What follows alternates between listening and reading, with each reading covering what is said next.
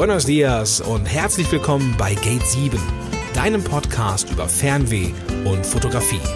In dieser Show geht es um Menschen, für die Reisen mehr ist als Spaß und Erholung.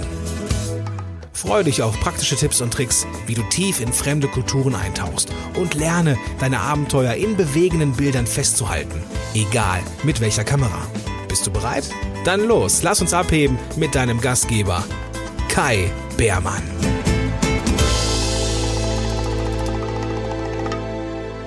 Hello and welcome to another episode of the Gate 7 podcast where it's all about travel and photography.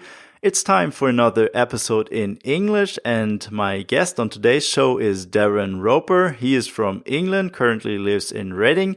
In his main job, Darran works as a software developer, but whenever he has some free time, he takes up his camera and hits the streets. For Darran, photography is a creative interaction with his surroundings. He believes when you are seeing through your desire to create something, everything holds a little more interest. This ability gets lost over time, says Darran, and photography is a means to reawakening it. Street photography can take on many forms and meanings. Darran's answer to the question why he is so passionate about taking pictures of everyday life is the following. My motivation is the simple thrill of finding moments. Nothing more to say really. No underlying meaning nor deep aesthetic intent. I don't interact or manipulate situations when a picture presents itself. It's all there in the moment. In this interview, Darran explains what street photography means to him, and he talks about his moments of doubt regarding the quality of his own work. This is something most photographers are likely to experience at some point in their career. It's the moment when it's time to step up and take your craft to the next level. Darran also talks about that and shares how he pushed himself to grow as an image maker. As always, you find the images that we talk about in the show notes of this episode. You also find a link to other episodes in English that I've previously published. Last but not least, please check out my other photography website, which is called theartofcreativephotography.com.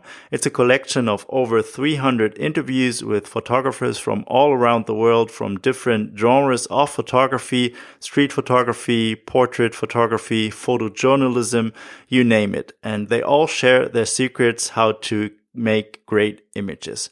I think there's a lot to be discovered on that website. But now, without further ado, let's dive right into the interview with Darran Roper. Enjoy. Hello, Darran. Welcome to the show. Hello. Thank you for having me. Yeah, great to talk to you, Darran. And as with a lot of my previous guests on this show, it's a follow-up on an interview we did a couple of years ago. You were so kind to answer my questions for an interview on my blog, The Art of Creative Photography.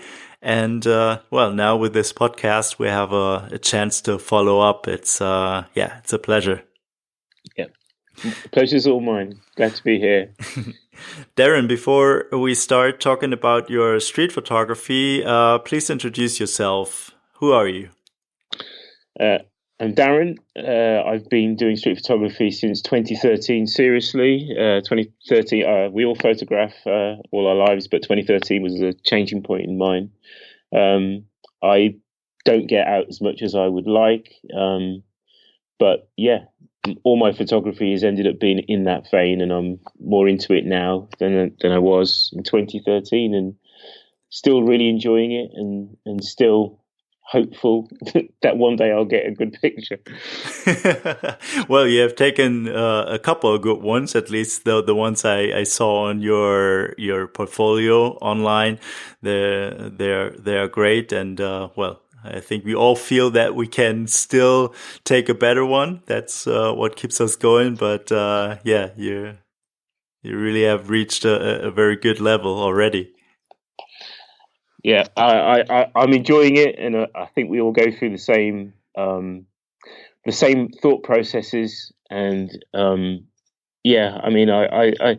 made images that I'm reasonably happy with, but I think there's always something that you're looking for. I don't really think I'm ever really happy, and I think I think as a photographer, you're probably always striving to do something that I am always trying to strive to do something that I can't quite do. so I think all my work is on a journey towards somewhere which I haven't reached yet, but hopefully I'm getting closer. Yeah, that's what all drives us, and that's the source of improvement. I think if you feel that there's still you have to push yourself to get to the next level, whatever that is. But what is it that you feel that you can still improve on the most? Well, there's so much, to be honest, but I think the main thing with my photography is that I've grown. I feel I've grown since 2013. I tried to in the beginning, everything was pretty instinctive. I was new to street photography. I looked up all the masters. That's what really started it for me. I was blown away with the work that had been done. I'd already started going out taking pictures. I had no idea that everyone else had already done this and had been doing it since the early 1900s, and it had grown into this massive genre that we have now, with so many fantastic photographers over time, amateur and professional. And I was blown away with it, and that's what I think in the beginning that made me switch. As time progressed, I think when I started, I was basically just taking pictures. I think the way that I felt was that I emotionally reacted to something, and my heart would speed up, and that was the point to take the picture. Not necessarily a good idea, but it did actually mean that there was something that I was connecting to when I started, which I don't actually do it in that way anymore, but that's how I started. And then I took a step back and started thinking about composition, looking at pictures from, all the great photographers, how they'd approach their work, bought various books, delved into it. I think at one stage I felt that I had to just pull back and stop it, because I was becoming too fixated on not technicalities of of a camera, but the technicalities of what could be done and how you might do it. And you just have to step back from all that, really, and just appreciate the fact that I think how that happened was I was looking into classic art and how pictures were formulated. I think I'd got taken there by articles by Adam Morelli, and there's loads of other people who will sort of go on that topic of armatures and how to really get the best out of an image, and how to position things as in they are positioned in classic art, with the diagonals and the different angles that come from those diagonals. And I had to step back, because I kind of felt I was focusing too much on technicalities, and really when it comes down to it, all that is really important. And I'm glad that I did it, and I'm glad that I went through that. And I think I had to, but you have to just knock it on the head, I think, and focus on what it is that you actually are trying to do. And for me at the moment, I'm still learning and trying to create images. I want nice compositions. If I can get a nice composition, that's my first point of call.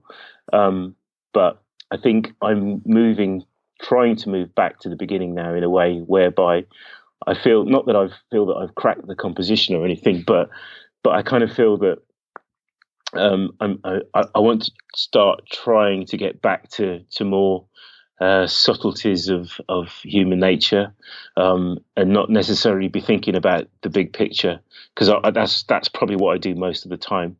I find that sometimes when I go out, I think although you're trying to be open to everything that's in front of you, you can't be open without having some sort of register of what you're open to.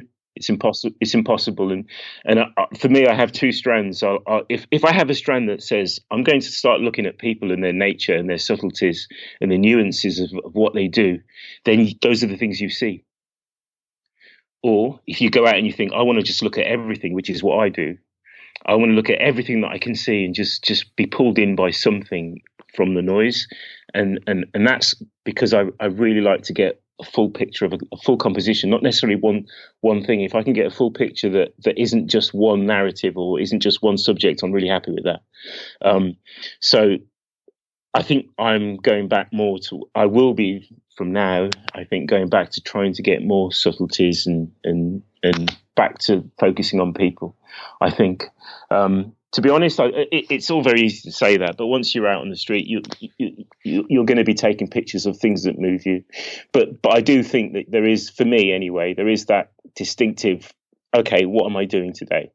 And as much as I say, or people say, that you have to be open and you can't be looking for specific narratives or specific things, I think you can be open to different things in different ways. And if I'm looking at people, then I'm open to people and I'm looking at what they're doing, how they're holding their hands, how they're moving, how they're talking, how they're standing, and those kind of things, and characters, and those are things you're seeing, and you can be totally switched off from that and still get a picture, or a good picture, by looking at groups of people and so forth. Yeah. Yeah, that makes sense. And did you start out with street photography, or were you taking pictures before, but just not street? I was taking pictures before. I'm trying to think of the first things that I did. I was taking pictures before, but they were pretty much. I haven't got that many records. I think it would just be bad street, I guess. but it was still street, yeah. But without really knowing what was behind it. And I think it was when I knew more about what had gone before, and that what I was doing wasn't anything really particularly new. then things changed for the best. Yeah. And was there a specific incident or a turning point or something that happened that made you realize that there is this genre called street photography? Yeah, I was. We have a National Trust here, and when my kids were younger, we used to go to National Trust quite a lot. And I took, at that point, I don't use zooms now, but at that point, I had my latest, what was it, 18 to 200 millimeter lens, and it was bad. I was really happy with it. It could do so much, and I'd never got a decent picture, but I did get one decent picture on this day, and it was a picture in black. I did it in black and white, and it was of the vine, and it was my kids standing by the river, and I really liked it. And I think when I saw that, I kind of felt different about every other picture that I'd taken, and all of a sudden I kind of thought, there's something different about this picture. It was totally fluke and luck and whatever. It's essentially a frame within a frame. It's two trees on the side, a bench in the foreground, and my children in the background, standing on a river with ducks in a line on the river. But you know, it all hung together for, well, some of that because it was a frame in a frame, and all the rest of it had foreground interest, background. It was all these different things, but for me, and total fluke, it was this is different to everything I'd done before, and I had to step back from it and start questioning, well, actually, I'm thinking this is not a bad picture, and this has never happened before.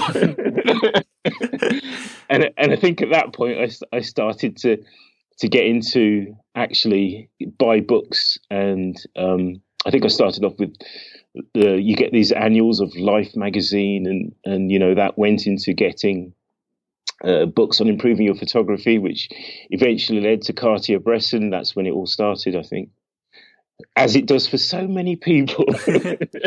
Yeah, true. The classics. Yeah. Yeah, and then you already talked about how you studied the great masters, and I think there's always a fine line. It's great to look at their work, but you shouldn't get intimidated by their work, especially if you start out with your own photography.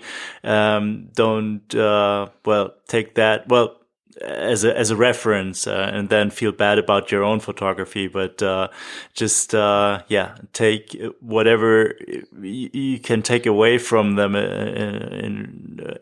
regarding composition and just analyzing the work, and over time it will sink in, and maybe when you're out on the street it'll all come up most of the time unconsciously without thinking about it.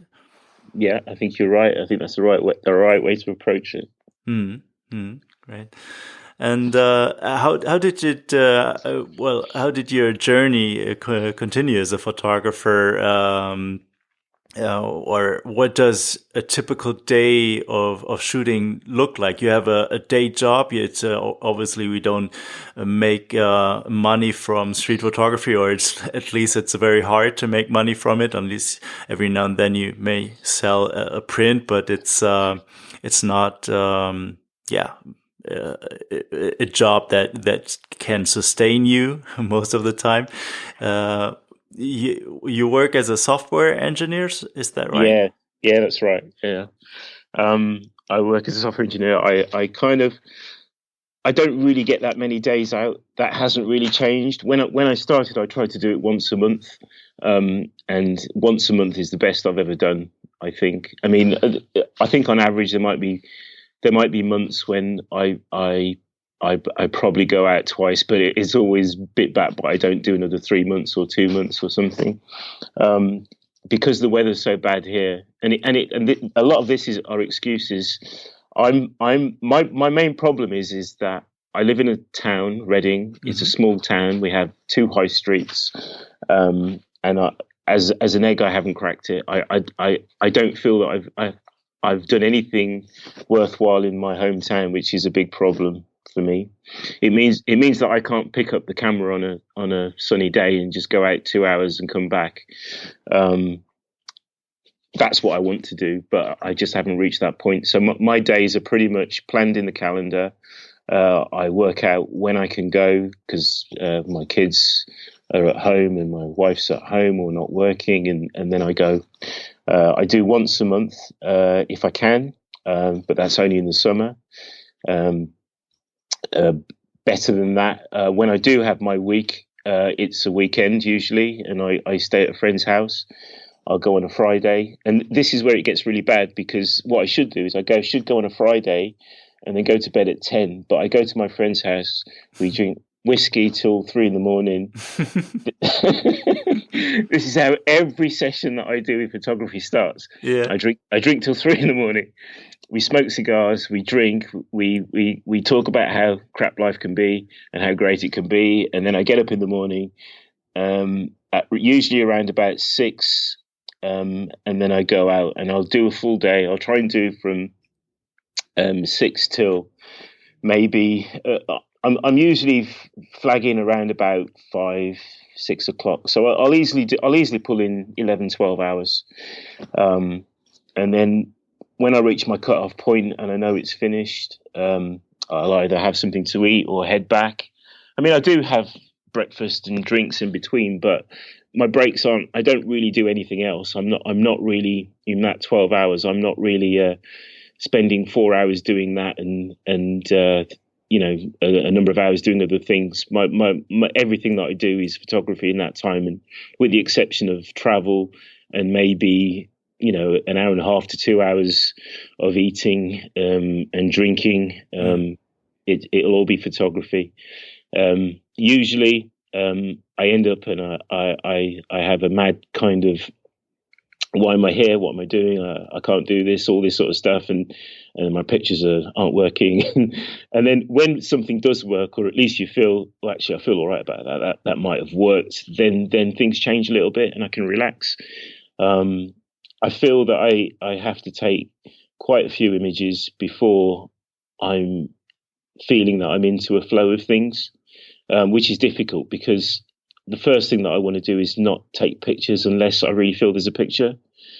But that's tempered by, well, if you don't take a picture, then when you're ready to take a picture, you might not be ready for it because, you haven't got into that flow of, I'm feeling okay, I'm seeing things. And so I think there's a little bit of, if I'm doing it right, there's a little bit for the first hour, 2 hours of maybe just noticing my surroundings, taking, not necessarily street pictures, but architectural pictures, anything, just to feel that I'm thinking and I'm trying to solve compositions and things that interest me.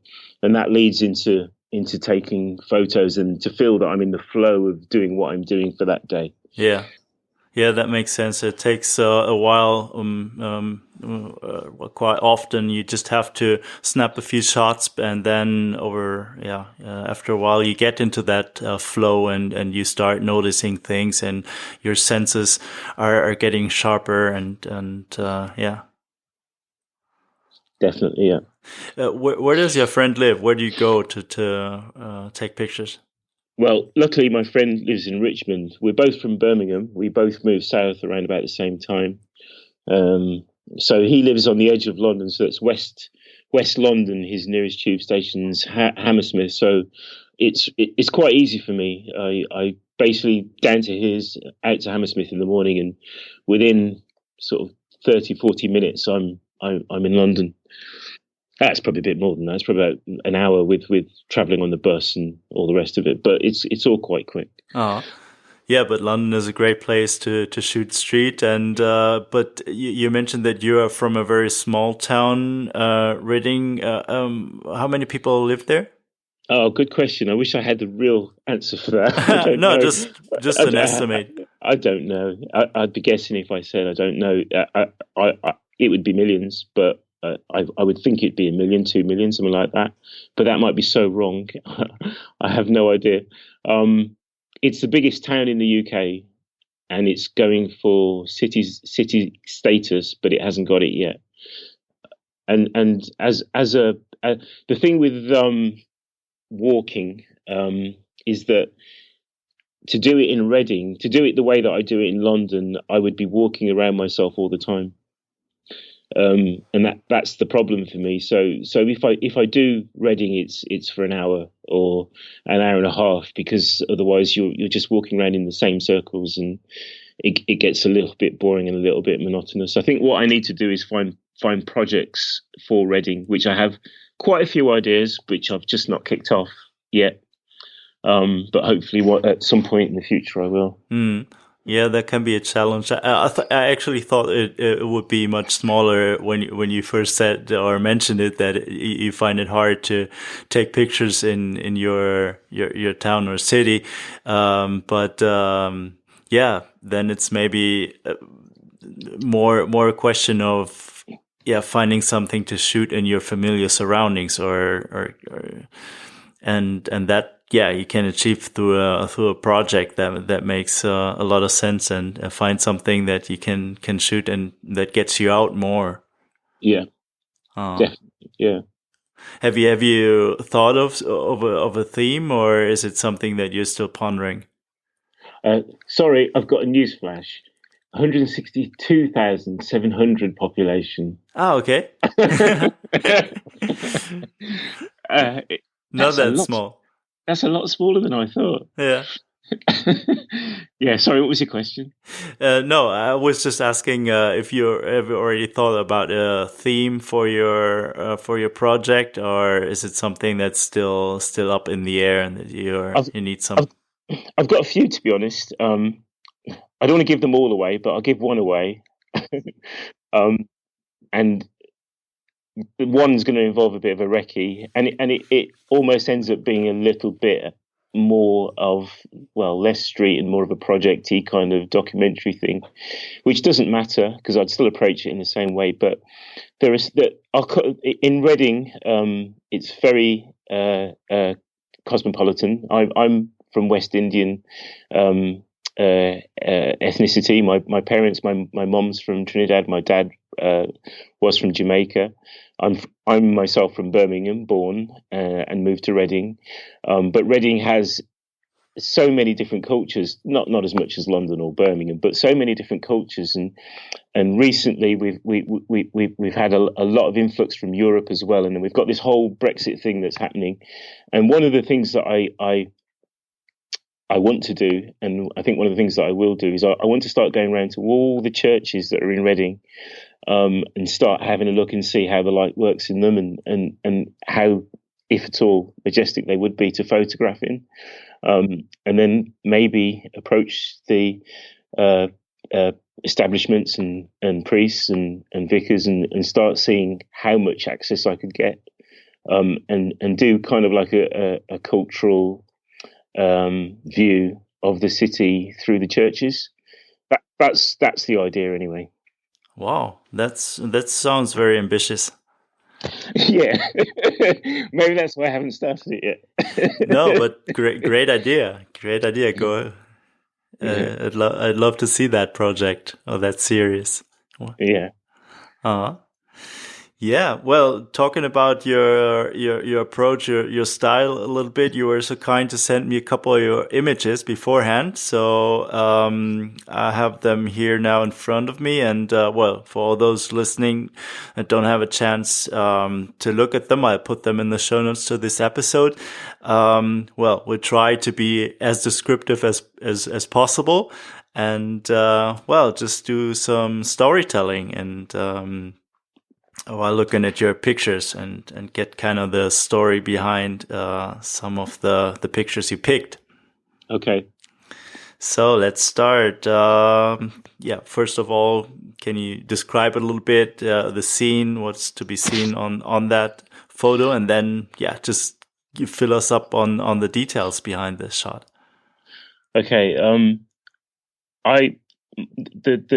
The type of things that I see or I like to see are pretty much colors and obviously good light, but colors more than anything else. And I think I was taken by the colors, and I basically tried to make a composition out of it, which really just fell into place. And I just about positioned myself somewhere where I had to be in it because of the way the light was falling. And yeah, that was the shot. But I like the colours that are in it, and I think more than anything, I probably picked it because one, it's probably the way that I see. It's the things that I see first, and then start to wonder what can I do and how can I make it into a picture. So it's probably one of the things that I would always see and always try and take a picture, even if I never used it. It's basically my starting point of what can I do with this. Mm-hmm. Yeah, it's a great color shot here, and the colors are just beautiful. It's warm sunlight. And there's well, lots of shadows. Well, in fact, I think it's your shadow. Is it there? It is, yeah. Yeah. Yeah, so you're in the photo as well, and yeah, it's just visually very pleasing, and also the composition and. Where was this taken? This is in Tobago. So I went to Tobago, which is part of Trinidad. It's the island, the small island to the right of the shoe, and that's where my mum lives. So it was a visiting. We kind of go it's working out to be every couple of years, or is it every 3 years? No, it's every 4 years, isn't it? I think the last time I went was 2014-ish. So yeah, so to be honest, it's the time when I get to photograph more than any other time because I'm on holiday and there's really good light. And not every holiday is a Caribbean holiday. But yeah, I mean, I love it there. It's really slow, to be honest, and it's again a small town, but it has so many of the blessings, the light and the colours, and you know, it's just naturally interesting for me. On a boring day, it's just like this. Yeah. Looking at it, it reminds me a little bit of Alex Webb.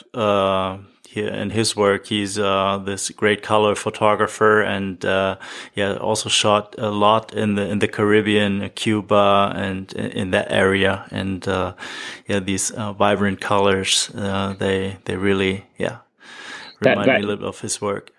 That is the nicest thing that anyone has ever said to me. We must stay in touch, Kay. That is just, you could say that to me every day of the week. Okay. Alex Webb is my favourite photographer by far, and I'm astounded by the impact of his work and the things that he does. And your comment earlier about not being intimidated, it's kind of hard not to be, but it's best not to be and to just put it aside because his work, his throughput of work is just enormous. And I would be surprised if there's ever been a photographer that's had as many good pictures as he has had. That volume of work in color, I've never seen before. I buy a lot of books, but I'm sure there are people who buy more than me. And yeah, I'm really taken with his work, and I guess a big part of that is because I feel a natural intensity towards color, which I think has always been a part of his work as well. Yeah, definitely. Yeah.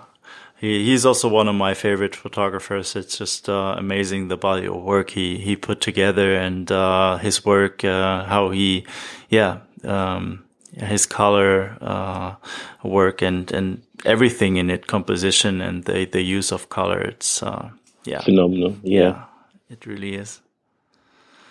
Great. Then let's move on to the second picture. It's a street shot. You see a woman lighting up a cigarette. She's walking out of the frame on the left side, and then on the right side, in her back, there's a man in front of a shop. The shop is closed. The blinds are down, and he's meditating or lifting up his arms in a sort of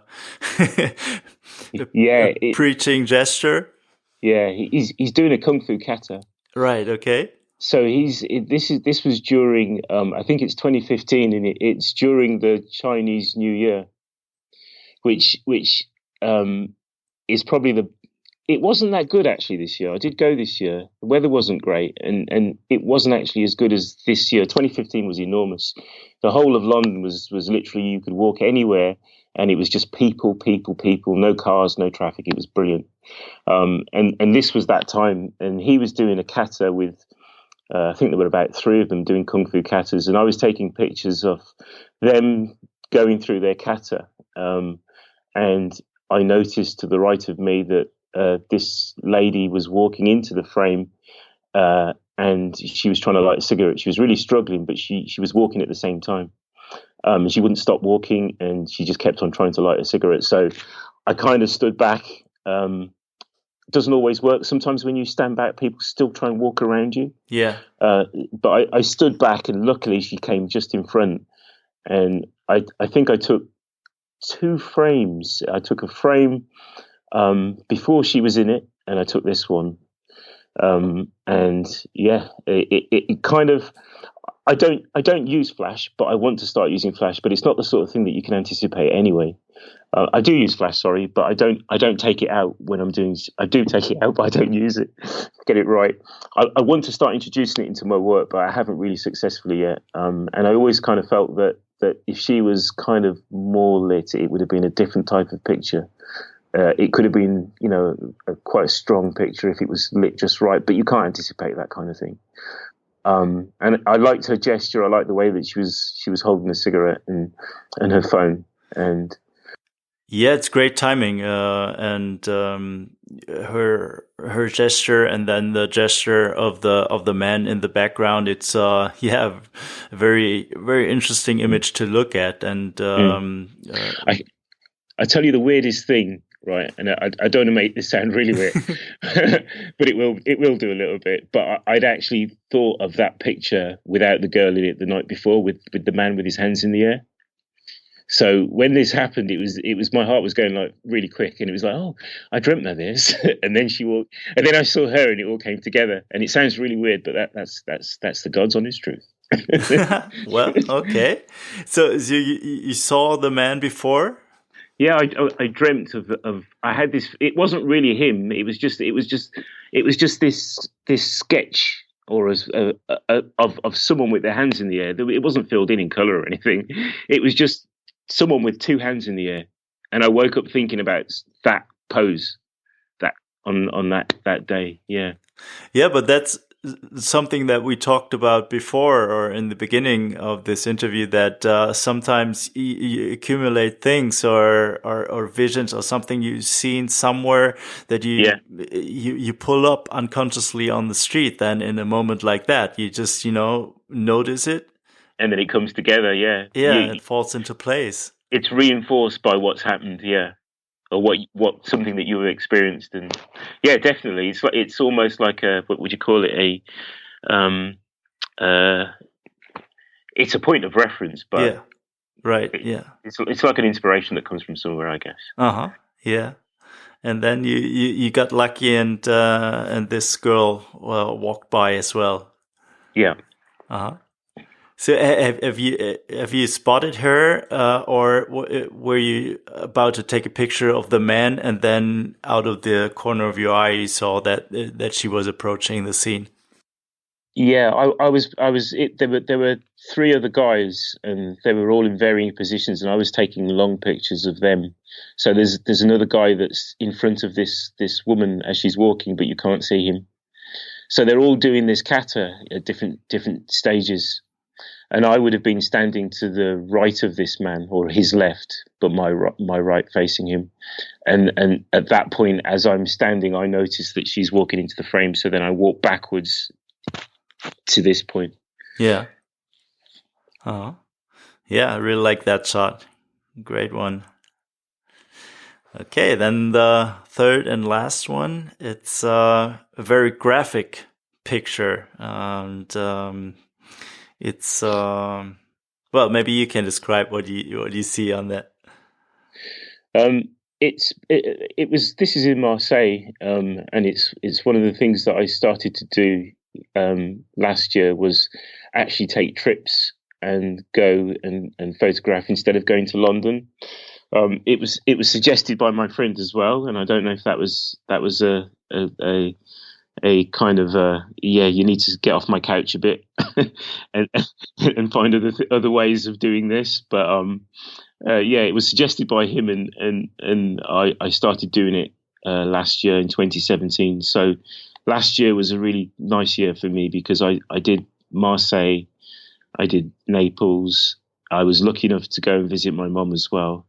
And so I did quite a bit of photography last year, and I felt really good about that. And I felt like I had a good year, as in, opportunities to actually do what I want to do. I don't have it. I mean, when I did these weekends, the Naples and the Marseille, that would have been, 2 or 3 days doing photography. So yeah, I don't really get those opportunities all the time. So that's very welcome. In this photo, I kind of saw I like the diagonals of the walls and the white stone and the buildings up above.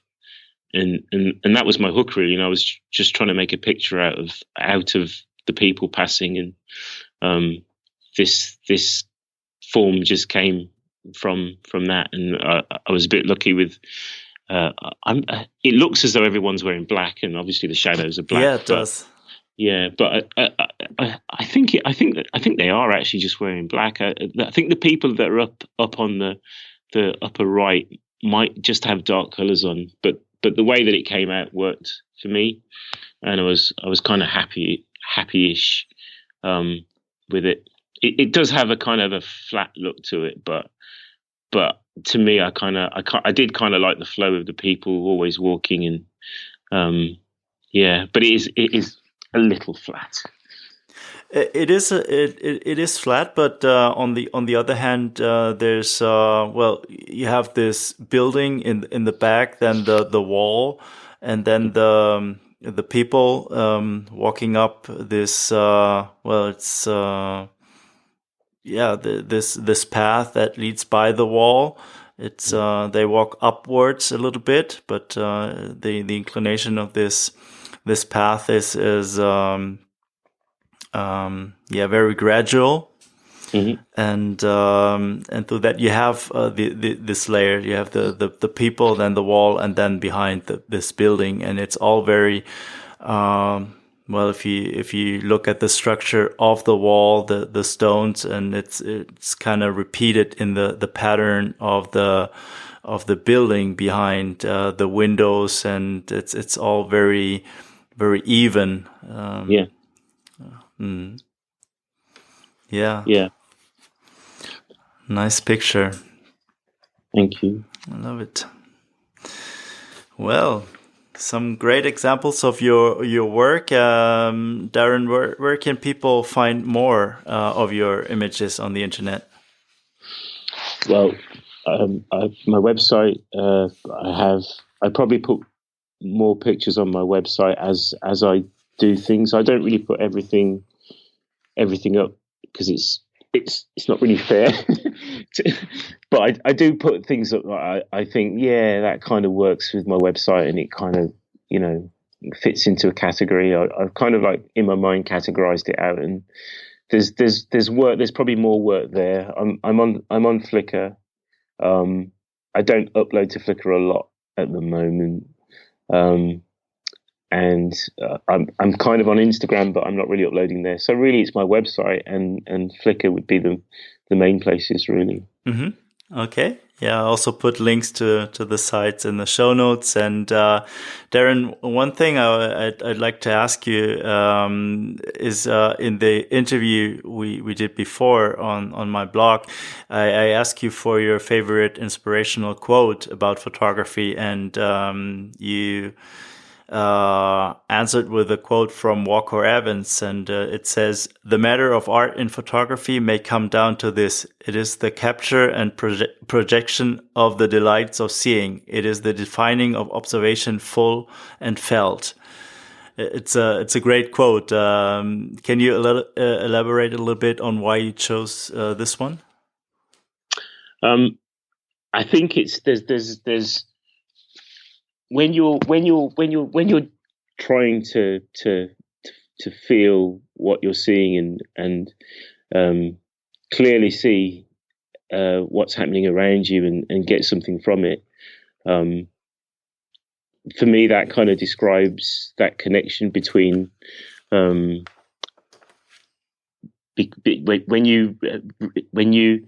there's no separation between the subject and what you're trying to do, so you're kind of lost in what you're doing. Mm-hmm. And you can lose time. You're just lost in what you're doing and enjoying it for the sake of it. And I think that kind of described it for me. Yeah, it really resonates with me as well. It's a beautiful description of what photography is, a way of being more observant of your surroundings, and on an unconscious level and on a conscious level, both. Well said, yeah. Great one. Well, and thank you very much again for following up with me in this way on my podcast. It's been a pleasure talking about your photography, and I hope I'll see this series you talked about cultures in Reading. Yeah, that enormous project. Well, I'll take you up on that. Yeah, thanks. It's been a pleasure. Thank you. Thank you very much, and best of luck. Bye-bye. Bye-bye. Thank you very much.